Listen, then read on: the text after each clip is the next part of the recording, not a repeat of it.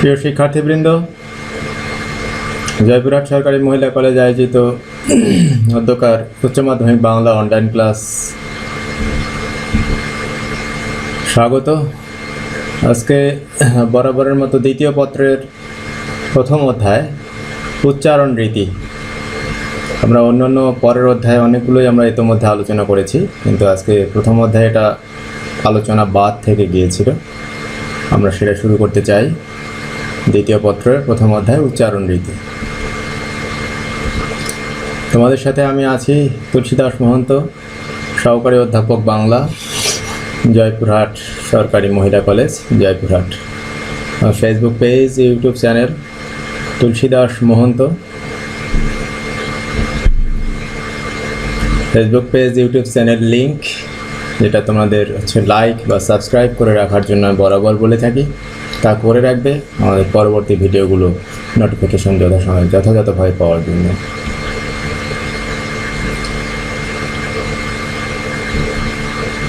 করোনাকালীন বাস্তবতায় প্রতি ক্লাসেই কিছু কথা বলি। আজকে একই কথা রিপিটেশন হলেও গুরুত্বপূর্ণ বিধায় আবারও বলছি, যা আমাদের দুটো জিনিস মেনে চলতেই হবে। স্বাস্থ্যবিধি মেনে চলতে হবে, কোনো অবহেলা কাম্য নয়। ইদানিং বেশ ঢিলে ঢালা ভাব চলছে অনেকের মধ্যে, কিন্তু এটা কোনোক্রমেই গ্রহণযোগ্য নয়। হঠাৎ করে পরিবারের জন্য একটা বিপদ চলে আসতে পারে। তো আমরা চাই তোমরা সচেতনভাবে সেই বিপদটাকে এড়িয়ে চলবে। জীবনের প্রয়োজনে, পড়ালেখার প্রয়োজনে তোমরা বাইরে আসবে, কিন্তু স্বাস্থ্যবিধিগুলো মেনে চলবে। বিশেষত একটা ব্যাপারে বাহিরে কোনোক্রমেই তোমরা কোনো আপোষকামিতায় যাবে না কারো সাথে, কারো কোনো কথায়, সেটা হলো মাস্ক পরা। এ ব্যাপারে সচেতন থাকবে। আশা করি এতেই পরিবারকে বাইরে আসা যাওয়ার এই যে বাস্তবতা তোমাদের, সেখান থেকে কোনো প্রকার নেতিবাচক প্রভাব থেকে তোমরা পরিবারকে রক্ষা করতে সক্ষম হবে, শুধুমাত্র যথাযথভাবে মাস্ক ব্যবহারে যদি করো। বরাবরের মতো একটা উক্তি, মানুষের অন্তর্নিহিত পূর্ণত্বের প্রকাশ সাধনকে বলে শিক্ষা। আশা করি আমাদের ক্লাসের সময় নষ্ট করে আমি এটার ব্যাখ্যা বিশ্লেষণে যাচ্ছি না, নিশ্চয়ই তোমরা বুঝবে এবং এই বোঝার ভিতর দিয়ে শিক্ষা তোমাদের সামনের দিকে, শিক্ষা নিয়ে তোমাদের পথ চলা সামনে অগ্রসরমান থাকবে, সে আশাবাদ ব্যক্ত করে আমি এগিয়ে যেতে চাই। পাঠে চলে যাই, ছবিগুলোর দিকে তাকাই। আসলে এখানে বাংলা একাডেমি বাংলা উচ্চারণ অভিধান, আধুনিক বাংলা বানান অর্থ উচ্চারণ অভিধান, শুদ্ধ ও প্রমিত উচ্চারণের সুবর্ণ পথ। এই বইটার নাম হচ্ছে বাংলা বানান ও উচ্চারণ বিধি, প্রমিত বাংলা উচ্চারণ বিধি ও রীতি, ব্যবহারিক বাংলা উচ্চারণ অভিধান। প্রত্যেকটা বই গুরুত্বপূর্ণ এবং এই গুরুত্বপূর্ণ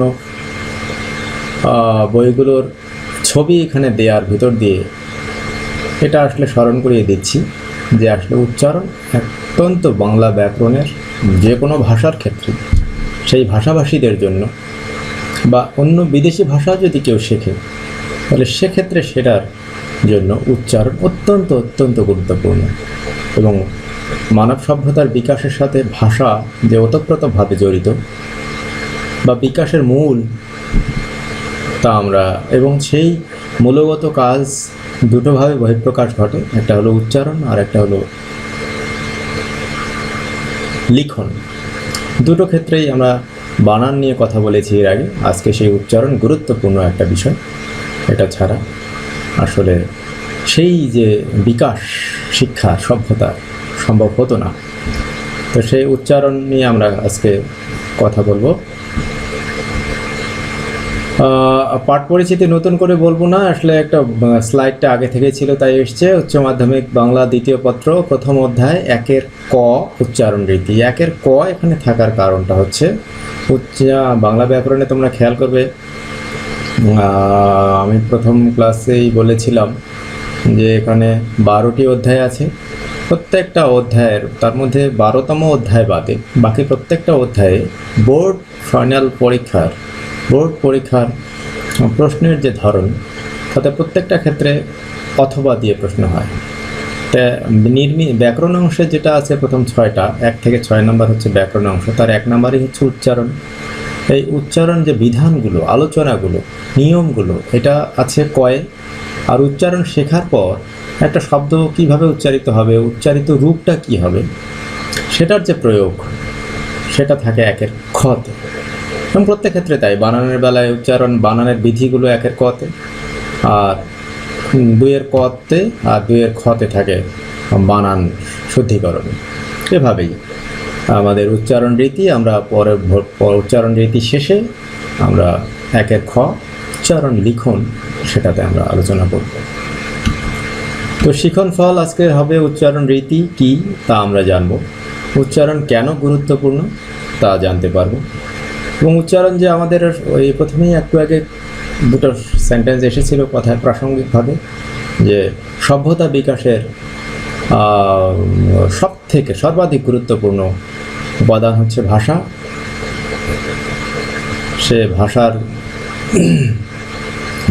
ভাষার ভাব বিনিময়ের ক্ষেত্রে গুরুত্বপূর্ণ দুটা উপাদান, প্রথম উচ্চারণ, তারপরে বানান। তো আমরা সেই উচ্চারণ, সেই গুরুত্বটা আমরা বুঝতে পারবো।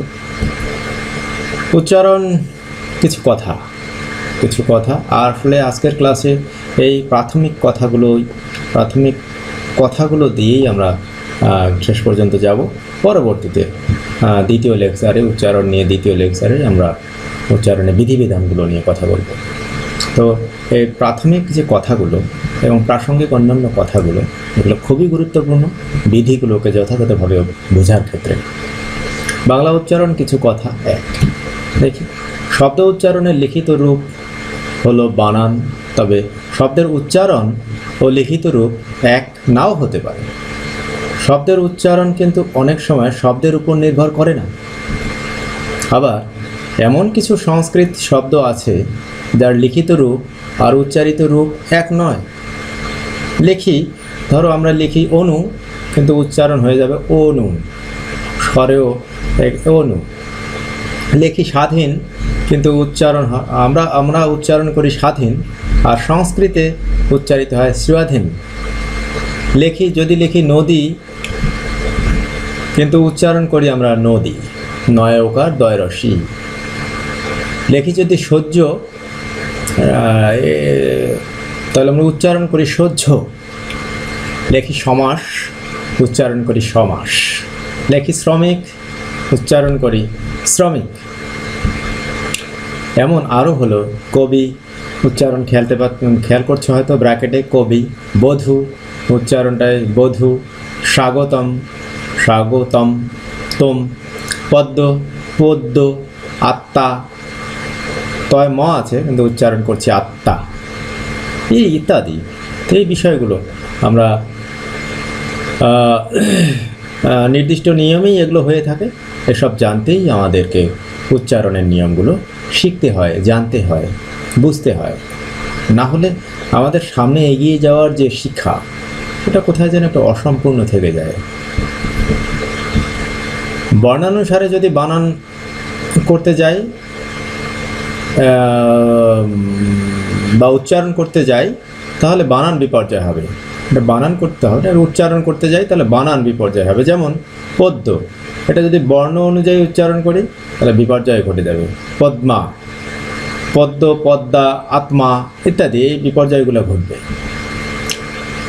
শব্দের উৎপত্তিগত কারণে শব্দের বানান ও উচ্চারণ এক নাও থাকতে পারে। শব্দ বানাতে প্রয়োজন হয় বর্ণ ও বর্ণচিহ্ন, আর উচ্চারণে প্রয়োজন হয় ধ্বনি। সঙ্গত কারণেই তোমরা বুঝতে পারছো যে এটা এক নাও হতে পারে। ধ্বনি উচ্চারণে প্রয়োজন হয় বাকযন্ত্র। তাই বাকযন্ত্র অত্যন্ত প্রাসঙ্গিক, অত্যন্ত গুরুত্বপূর্ণ। ধ্বনি আর বাকযন্ত্র দুটো খুব রিলেটেড, কারণ ধ্বনি ছাড়া উচ্চারণ যথাযথ হবে না। আর উচ্চারণ করতে যে অঙ্গ প্রত্যঙ্গগুলো আমাদের সরাসরি যুক্ত, সেগুলোকে বলা হচ্ছে বাকযন্ত্র, বা কীভাবে কি বলা হচ্ছে আমরা আরও পরে জানতে পাচ্ছি। আমরা এগোই। যাদের বাকযন্ত্র অর্থাৎ ঠোঁট, দাঁত, তালু, জিভ, নাক, কণ্ঠ, ফুসফুস স্বাভাবিক নয়, তারা শুদ্ধ উচ্চারণ করতে ব্যর্থ হচ্ছে। এগুলো যদি কারো অসম্পূর্ণ অঙ্গ থাকে, তাহলে সেই অসম্পূর্ণ কোনো একটা বা একাধিক অঙ্গের জন্য নির্দিষ্ট অনেক শব্দ আছে, উচ্চারণ যথাযথ হবে না।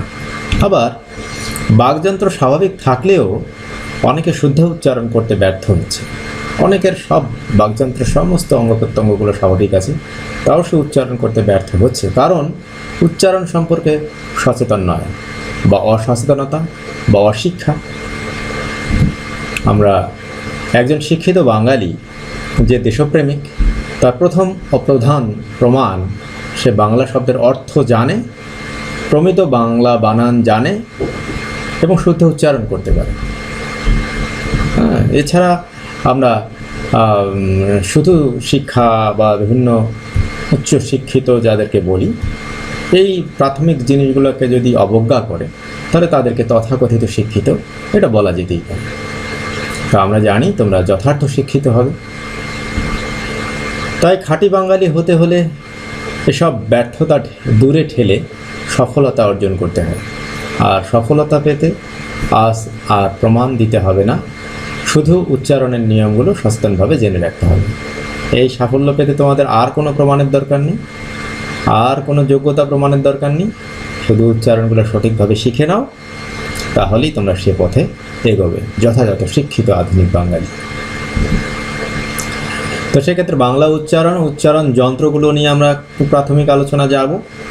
সেই যন্ত্রগুলো কী কী? প্রাণী জগৎ থেকে মানুষ তার মানবীয় গুণাবলী অর্জনের মাধ্যমে নিজেকে আলাদা করে তার অস্তিত্ব প্রমাণ করতে পেরেছে, তার মস্তিষ্কের কারণে। আমি রিপিট করতে চাই না, তবুও এই কথাটা একটু আমরা জানি, মানুষও বিশাল প্রাণী জগতের একটা অংশ, একটা প্রাণী। সেই প্রাণী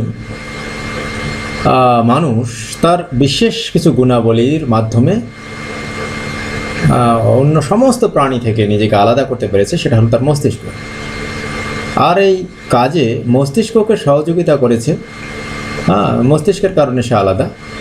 আর মস্তিষ্ককে যে সহযোগিতা করেছে সেই বিশেষ গুণাবলীগুলো অর্জনের জন্য, তাহলে তার বাকযন্ত্র।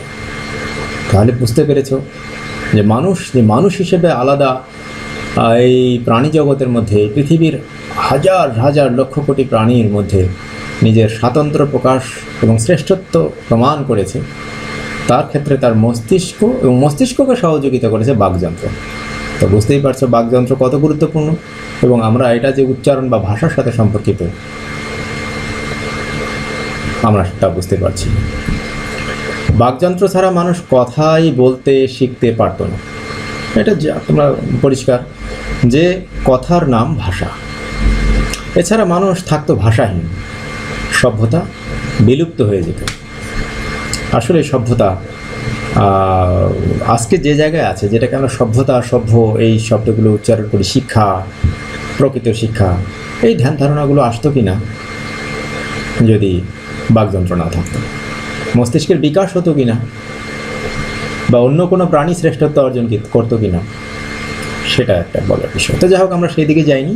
আমরা যে কারণে শ্রেষ্ঠত্ব অর্জন করেছে মানুষ, তার অন্যতম কারণ তার ভাষা।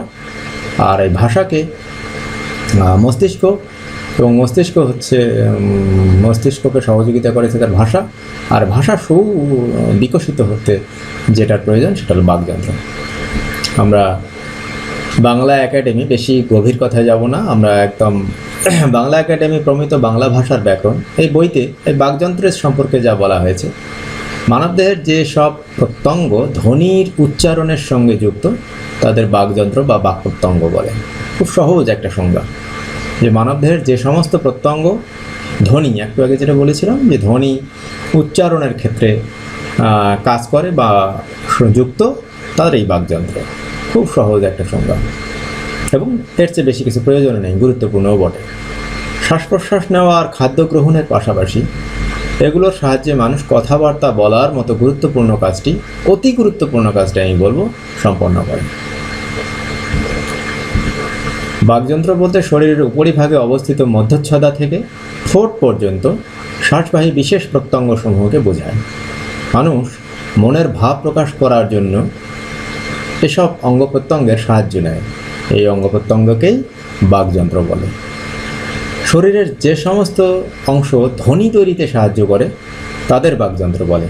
আমরা তাহলে 3 থেকে 4 ভাবে এই বাকযন্ত্র সংজ্ঞা আমরা আয়ত্ত করলাম বা ব্যাখ্যা করার চেষ্টা করলাম, এবং আমি জানি খুবই সহজ, তোমরা ধরতে পেরেছ।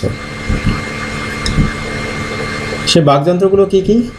1. ঠোঁট বা ওষ্ঠ। 2. দন্ত বা দাঁত। এখানে অগ্রদন্ত, পশ্চাৎদন্ত, পাটি, দন্তমূল এগুলো থাকে, এগুলো সবই ভূমিকা রাখে। তালু, অগ্রতালু, শক্ত তালু, পশ্চাৎ তালু, নরম তালু, এগুলো বিভিন্ন অবস্থান তালু।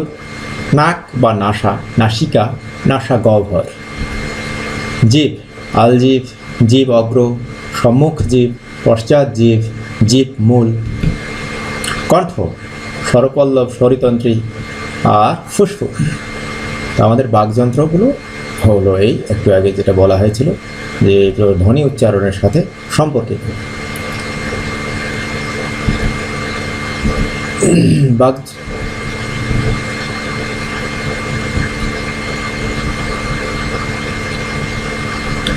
বাকযন্ত্রের 1 নম্বর, এটা রিপিট হয়েছে স্লাইডটা। আমি ঠোঁট বা ওষ্ঠর এখানে একটু বিবৃত অংশ আছে, অতিরিক্ত অংশ, যার আরেক নাম হচ্ছে অধর। অধরের 2টি অংশ, উপরের ঠোঁট, নিচের ঠোঁট। বাকিগুলোতে বিশ্লেষণটা ছিলই। বাংলা উচ্চারণের ক্ষেত্রে কিছু সমস্যা আছে, যে সমস্যাগুলো আমরা উপলব্ধি করি এবং আমরা এই উচ্চারণের সমস্যাটা সর্বক্ষেত্রে আমাদের জীবনে, প্রায়োগিক জীবনে পাই।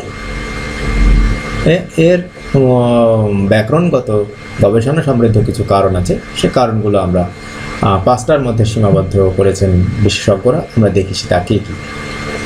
বাংলা ভাষার প্রমিত উচ্চারণের সমস্যা 5টি। যেমন 1. রূপের অমিল। বাংলা লিখিত রূপের সঙ্গে উচ্চারিত রূপ প্রায়শই মেলে না। যেমন পদ্ম, উচ্চারণ হচ্ছে পদ্ম। বিশ্ব, লিখিত রূপ বয়রসি তালবস্যয় ব, আর উচ্চারিত রূপ হচ্ছে বিশ্ব। একই রকম সংখ্যাগত বাংলা বর্ণমালার একাধিক বর্ণের উচ্চারণ একটি, এবং কখনো কখনো একটি বর্ণের উচ্চারণও অধিক। যেমন স, 3টা স আছে বর্ণমালায়।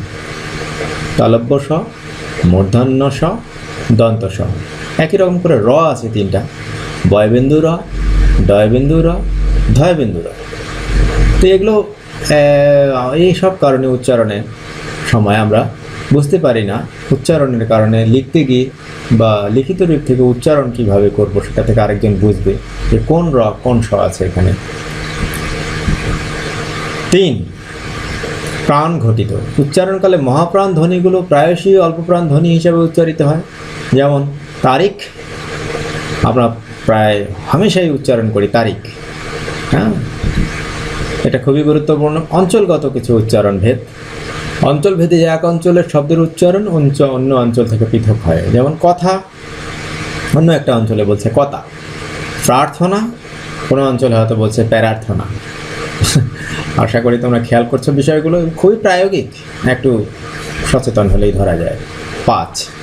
মাতৃভাষা বাংলা ভাষার প্রতি এক ধরনের অবহেলা। এইটা খুবই গুরুত্বপূর্ণ। আমি ওই যেটা বলছিলাম, শিক্ষিত আধুনিক বাঙালি হয়ে যাওয়া, সেই জায়গায় কোথাও খামতি আছে, আমাদের কোথাও একটা অপূর্ণতা আছে। এটা এক ধরনের সামাজিক, রাষ্ট্রীয় বলা যায় সমস্যা। প্রাথমিক থেকে বিশ্ববিদ্যালয় পর্যন্ত বাংলা উচ্চারণ শেখার বিধিবদ্ধ এরকম কোনো ব্যবস্থা ছিল না। ইন্টারমিডিয়েটে এটাই যুক্ত হয়েছে এই বর্তমান সিলেবাস, যা 2015 সাল থেকে চালু হয়েছে, তার আগেও ছিল না। তো সেক্ষেত্রে তোমাদের জন্য এই সিলেবাসটা খুবই বিজ্ঞানসম্মত এবং যথাযথ একটা সিলেবাস হয়েছে বলে আমি মনে করি। তো উচ্চারণের কিছু নির্ভরশীলতা আছে যেগুলোর উপর নির্ভর করে। উচ্চারণের ওপর অক্ষর নির্ভর করে। অনেকে বর্ণকে অক্ষর হিসাবে বিবেচনা করেন, যা ঠিক নয়, আমরা সেটা জানি। বর্ণ আর অক্ষর এক নয়। বর্ণমালার ভিতর এক একটা প্রতীক, সেটা বর্ণ, কিন্তু যখন সেই প্রতীক বা বর্ণগুলো দিয়ে কোনো শব্দ তৈরি হয়, শব্দে যখন বসে যাচ্ছে, তখন সেটা হয়ে যায় অক্ষর, কারণ সেখানে শব্দের খণ্ডাংশকে বলে অক্ষর। শব্দের যতটুকু অংশ একেবারে উচ্চারণ করা যায় ততটুকুই অক্ষর। তাহলে অক্ষরকেও আমরা বর্ণ আর অক্ষরকে আলাদাভাবে 2-3 রকম করে আমরা জানার চেষ্টা করলাম। অন্যভাবে বলে যায়, উচ্চারণ ঠিক রেখে বাংলা শব্দ যতটা ভাঙা যায় ততটাই অক্ষর। অক্ষর হতে হলে স্বরবর্ণ লাগে। যেমন বর্ণমালা, এটাকেই যদিও বর যোগ ন যোগ মা যোগ লা, অক্ষর 2 প্রকার। যেমন এটা খুব গুরুত্বপূর্ণ, স্বরাক্ষর আর হর্ষাক্ষর। আমি স্বরাক্ষর নিয়ে প্রথমে বলি। যে অক্ষর স্বর দিয়ে টেনে পড়া যায় তাকে বলে স্বরাক্ষর। আর উচ্চারণকালে যদি কোনো অক্ষর স্বরধ্বনি দিয়ে শেষ হয় অথবা অক্ষর টেনে টেনে পড়া যায় তাকে স্বরাক্ষর বলে। যেমন আকাশ বা আকাশী, মাটি, বাড়ি। আর একটা হচ্ছে হর্ষাক্ষর, যেটা একটু আগে উচ্চারণ করলাম। আচ্ছা, একই শব্দে স্বরাক্ষর বা হর্ষাক্ষরও থাকতে পারে। যেমন বা নান, বা নান। তাহলে টেনে পড়া যাচ্ছে বা, আর আমি টানতে পারবো না, শেষ করতেই হবে নান, নান এভাবে বলা যাবে না, নান। আর বা এটা অনেকক্ষণ বলা যাবে। যা টেনে পড়া যাচ্ছে স্বর সেটা হলো স্বরাক্ষর, যা টেনে পড়া যায় না, থেমে যায়, সেটা হচ্ছে দ্রুত থেমে যায়, সেটা হলো হর্ষাক্ষর। তাহলে মাটি, বাড়ি, আকাশী এটা হলো স্বরাক্ষর। আর বানানের ক্ষেত্রে বা এই অংশটা হচ্ছে স্বরাক্ষর। আর নান, নান একে টেনে পড়া যাবে না। তাহলে বিবৃতিকা আর হর্ষাক্ষর আমরা সেটা দেখি। যে অক্ষর স্বর দিয়ে টেনে পড়া যায় না, অর্থাৎ থেমে যেতে হয়, তাকে হর্ষাক্ষর বলে। উচ্চারণকালে যদি কোনো অক্ষর স্বরধ্বনি দিয়ে শেষ না হয় অথবা অক্ষর টেনে পড়া না যায় বা আটকে যায় তাকে হর্ষাক্ষর বলে। যেমন অক্ষর, অক্ষর, অক্ষর, অক, এটা বলা যাচ্ছে না, অক্ষর, হ্যাঁ, থেমে যেতে হচ্ছে। তো এই হর্ষাক্ষর স্বরাক্ষর উচ্চারণের ক্ষেত্রে খুবই গুরুত্বপূর্ণ ভূমিকা রাখে। আমরা দুটো জেনে রাখলাম, আমরা প্রায়োগিক ক্ষেত্রে নিয়ম বা বিধি আলোচনাকালে এগুলো আমরা পাবো। উচ্চারণে কিছু প্রকরণ আছে, প্রকরণগুলো আমরা একটু জেনে নিতে চাই। যেসব ধ্বনি টেনে টুনে উচ্চারণ করা যায় তাদের স্বরধ্বনি বলে। আর যেসব ধ্বনি উচ্চারণের সময় মুখের কোনো জায়গায় বাধা না পেয়ে উচ্চারিত হয় তাদের স্বরধ্বনি বলে। আবার রিপিটেশন, অন্যভাবে বলা হলো স্বরধ্বনির লিখিত রূপটাই স্বরবর্ণ। স্বরাক্ষর হর্ষাক্ষর একটু মনে আছে? হ্যাঁ, সেটা এখানে একটু খেয়াল রাখবে। সংস্কৃতে স্বরধ্বনির উচ্চারণ আলাদা হলেও বাংলাতে নয়। কোনো কোনো বর্ণের উচ্চারণ একরকম হলেও এদের ব্যবহার কিন্তু ভিন্ন ভিন্ন হতে পারে। 11টি স্বরবর্ণ বাংলা ভাষায় হলেও উচ্চারণের দিক থেকে স্বরধ্বনি মোট 7টি। অ, আ, ই, উ, এ, আর ও। আর দীর্ঘ উচ্চারণের দিক থেকে স্বরধ্বনি 2টি, ওই এবং ও। সাধারণত প্রায় সব বর্ণের উচ্চারণ 2 ভাবে হয়। যেমন বিবৃত উচ্চারণ, আর একটা টার্ম চলে গেল, বিবৃত উচ্চারণ, সংবৃত উচ্চারণ। সব বর্ণের উচ্চারণ 2 ভাবে হয়, খেয়াল রাখবো। বিবৃত উচ্চারণ, সংবৃত উচ্চারণ। এই বিবৃত সংবৃত উচ্চারণ বিধিতে বা তোমাদের পরীক্ষার হলে উচ্চারণ দেওয়া, তখন এটা গুরুত্বপূর্ণ দুটা টার্ম মনে রেখো, আমরা সামনেই এগুলোকে পেয়ে যাব। বিবৃত উচ্চারণ কি? অধ্বনির স্বাভাবিক উচ্চারণকে বিবৃত উচ্চারণ বলে। যেমন অমর, অনাচার, কলম, তৃণ, গঠিত, অক্ষম, বাকপটু, ঢোলক, বাগধারা ইত্যাদি। অধ্বনির এখানে উচ্চারণ স্বাভাবিক আছে। আর অন্য ক্ষেত্রে সংবৃত উচ্চারণ, অধ্বনির উচ্চারণ ও এর মতো হলে তাকে সংবৃত উচ্চারণ বলে। অন্যভাবে যদি বলি, অধ্বনি উচ্চারণকালে ঠোঁট গোলাকৃত হয় বলে একে সংবৃত উচ্চারণ বলে। যেমন অধীন, অধীন কিন্তু উচ্চারণ করছি অধীন। মন উচ্চারণ করছি মন। স্রষ্টা উচ্চারণ করছি স্রষ্টা। শ্রাবণ উচ্চারণ করছি শ্রাবণ শ্রাবণ। তাহলে অধ্বনি যখন ও এর মতো উচ্চারিত হচ্ছে তখন সেটা সংবৃত, আর অধ্বনি যখন স্বাভাবিক উচ্চারিত হচ্ছে তখন সে উচ্চারণ হচ্ছে বিবৃত উচ্চারণ। এই টার্ম দুটো খুব গুরুত্বপূর্ণ, তোমাদের লাগবে। উচ্চারণের নিয়মের বা বিধি আকারে যেটা আমি বলছি সেটা পরবর্তীতে আলোচনা করব, কিন্তু গোড়ার কিছু কথা আমরা বলে আজকের আমাদের আলোচনা তোমাদের সাথে সমাপ্ত করব। পরের ক্লাসে আমরা সেই বিধিগুলোতে যাব, কারণ আমরা ইতিমধ্যে নিশ্চয়ই তোমরা এতগুলো টার্ম খেয়াল করতে গিয়ে একটু বোর ফিল সামান্য করেও থাকতে পারো, কিন্তু যখন এর সূত্রগুলো ধরে ফেলবে এর এর সৌন্দর্যটাকে তোমরা দেখতে পাবে, শব্দ উচ্চারণের সৌন্দর্যটাকে উপলব্ধি করতে পারবে, তখন দেখবে সবগুলোই মজার। গোড়ার কথা কিছু কথা বলি। ওই যে স্বরাক্ষর হর্ষাক্ষর আগেও বলেছি, আবার চলে আসবে। শব্দ যদি অক্ষরে স্বরাক্ষর বা হর্ষাক্ষর দিয়ে ভাগ করে উচ্চারণ করা হয় তাহলে উচ্চারণ ও বানান দুটোই সহজ হয়ে যায়। যেমন সুন্দর, সুন্দর স্বরাক্ষর হর্ষাক্ষর দিয়ে যদি উচ্চারণ আমরা করে নিতে পারি, সুন্দর, তাহলে উচ্চারণে কোথাও সুন্দর কিভাবে করব, কিছু সুন্দর। এখানে দোর হবে কারণ যুক্ত বর্ণ বিশ্লেষণ করলে পরের বর্ণের সঙ্গে ও কার যুক্ত হয়। এইগুলো বিধির সময় আরও বিস্তারিত আলোচনা করব। শুদ্ধ শব্দ উচ্চারিত হয় শুদ্ধ বর্ণ উচ্চারণের মাধ্যমে। হ্যাঁ, অবশ্যই এটা তো মানবেই তোমরা যে শুদ্ধ শব্দ উচ্চারিত হবে শুদ্ধ বর্ণ যদি উচ্চারিত হয়। আগে শিখতে হয় বর্ণগুলোর সঠিক উচ্চারণ, তারপর শিখতে হয় শব্দের উচ্চারণ। তাহলে এবার আরেকটা জিনিস আসলো যেটা আমরা ক্লাস 1 থেকে শিখে আসছি, বর্ণের শুদ্ধ সঠিক উচ্চারণ। সেই উচ্চারণটাও খুবই খুবই গুরুত্বপূর্ণ শব্দের বা উচ্চারণের নিয়মের ক্ষেত্রে। তো আমরা সেগুলো তো জেনেইছি আগে, তারপরে এই টার্মগুলো ইতিমধ্যে যেগুলো সেগুলো জানলাম।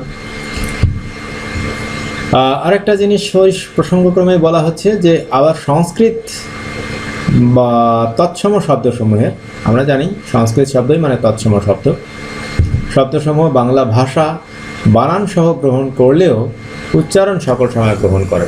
আমরা জানি বাংলা ভাষার প্রায় 90% শব্দ সংস্কৃত বা তৎসম শব্দ, সংস্কৃত ভাষা থেকে আসা, তৎসম বা অর্ধ তৎসম বা তদ্ভব শব্দ।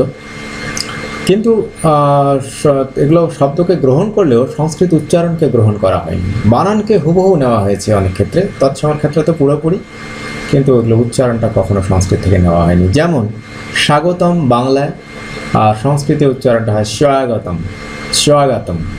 স্বাধীন বাংলায় এই শব্দটা আগে উচ্চারণ করেছি, বাংলায় আমরা উচ্চারণ করি স্বাধীন, আর সংস্কৃতে উচ্চারণ হয় স্বাধীন। তো সেক্ষেত্রে বিদেশি আরও অনেক শব্দ আছে, আবার বিদেশি শব্দ যেগুলো বাংলায় অবস্থান করলেও তাদের বানানো উচ্চারণ বাংলা গ্রহণ করে না। শুধু সংস্কৃত নয়, বিদেশি অনেক শব্দর ক্ষেত্রেও তাই। যেমন চকলেট ইংরেজি শব্দ, বাংলায় আমরা বলি চকলেট। হসপিটাল ইংরেজি শব্দ, আমরা বাংলায় বলি হাসপাতাল। রাসুল আরবি, আমরা বাংলায় বলি রসুল।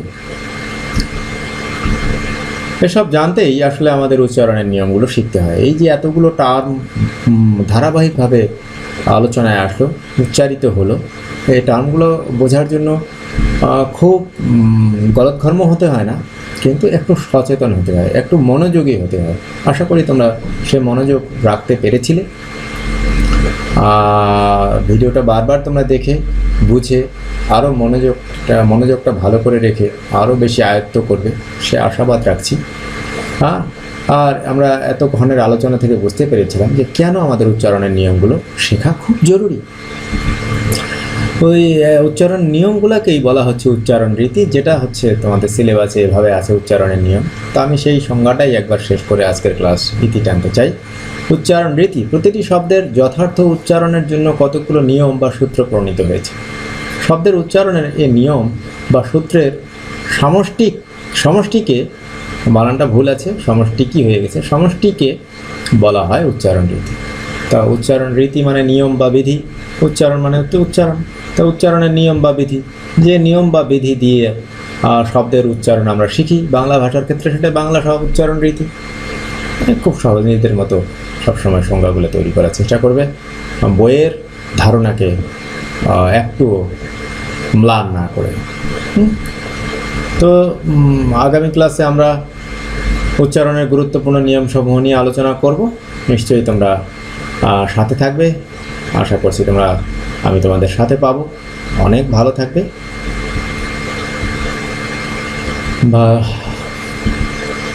ধন্যবাদ জানাই সবাইকে। স্বাস্থ্যবিধি মেনে চলি, পরিবার ও দেশ সুস্থ রাখি।